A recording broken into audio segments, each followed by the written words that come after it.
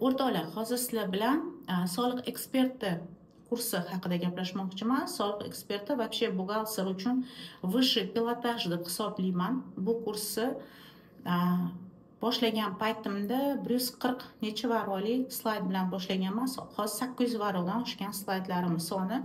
Ya'ni doimiy ravishda bu kursni mukammallashtirish ustida ishlayveraman, ma'lumot qo'shiveraman, zadachalar qo'shiveraman, чтобы реальный amaliyotdagi keyslarda, qiyin vaziyatlarda qanaqa qilib chiqib ketish mumkin. Soliq eksperti deb o'zim men kimni tushunaman? Soliq eksperti deganda soliqlarni rejalashtira oladigan shaxsni tushunaman. Masalan, sizni tadbirkor demak taklif qildi majlisga.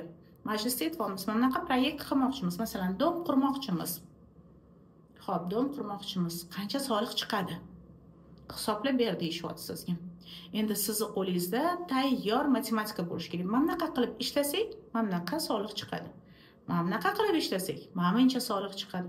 Mana bunaqa qilib ishlasak, mana buncha soliq chiqadi. Siz konkretni sifralarda 3 ta variantni tadbirkorga berishingiz kerak. Tadbirkor boshida o'sha proyektni boshlashdan oldin o'zi tanlashi kerak, qaysi yo'ldan ketiladi.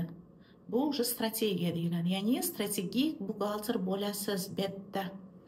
O'zi tanlay olish kerak. Bu men sizga hozir shunchaki dom qurilish misolini aytyapman. Любой yangi narsa bo'lishi mumkin. Davay IT proyekt qilamiz deydi. Davay mana bunaqa proyekt qilamiz deydi. Sizda har doim yechim variantlarini bera oladigan bilim bo'lishi kerak. Bizni aynan shu bilim ko'nikma shakllanishi uchun juda ham ko'p amaliy keyslar beraman.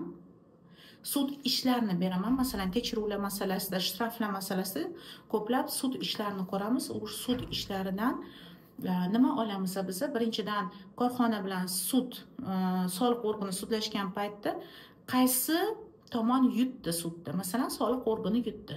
Soliq organini yutishiga nima asos bo'ldi? Korxona shu yerda nima xato qildiki, mana shu yutqizishga olib keldi.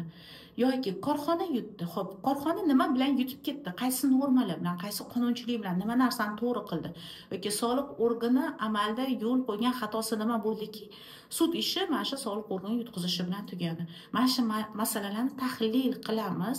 Bu sizlar amaliyot uchun tayyor shpargalka. Bu qaysidir korxona o'sha shu xato kamchiliklardan o'tib bo'lgan, mana shu vaziyatlardan o'tib bo'lgan. Siz уже bu narsani ko'rib bo'lasiz. Bu sud ishlarini sizlarga beraman, sizlar raspichatka qilib fayllarga tikib yurasizlar. Chunki yerda tayyor уже qonunchilik normalari, sud ishlari ham как bitta kursdagi narsa sizlar uchun. Demak, tayyor normalar yig'indisi bo'ladi siz uchun. Sud ishlarini o'rganamiz, sudlarda qatnashishni o'rganamiz. Bu narsa hech qaysinisi besplatni emas. Bu siz uchun qo'shimcha daromad, samo собой. Va soliqlarni rejalashtirish strategiyasi, imtiyozlarni qo'llanish shartlari, mezonlari va shunga o'xshagan masalalarni ko'rib chiqamiz. Soliq ekspertida agar daromadingiz oshmaydigan bo'lsa, demak siz o'zingiz ustingizda ishlamadingiz hisob. Sababi soliq ekspertida ishlaganda o'zingiz ustingizda daromadingiz oshmasligi mumkin emas. Soliq ekspertidan rezultat ko'rmasligingiz mumkin emas. Bu 100% уже nechta potok chiqargan bo'lsam, hammasini amaliyotida ko'rib turibman. O'sha birinchi o'qigan o'quvchilarim hozirgacha o'qib kelishadi. Kurslarda qayta o'qishadi, yangiliklardan xabardor bo'lish uchun. Chunki biz bugun qonun chiqsa, ertaga o'sha qonunni darsda aytib beramiz. Biz yo'l-yo'laki dasturni yangilab ketamiz.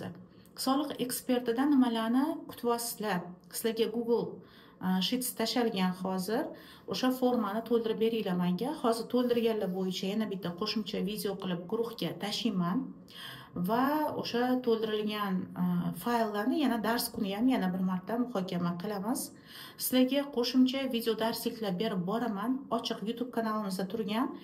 Meni fikrimcha sizlar buni bilishingiz shart bo'lgan momentlarda hisoblayman. O'sha video darsliklarni tashlab boraman. Bu qo'shimcha video darsliklar, обязательно videolarni ko'rishga vaqt ajratinglar. Yaxshiliklar bilan, Xudo xolisa tez kunlarda ko'rishamiz.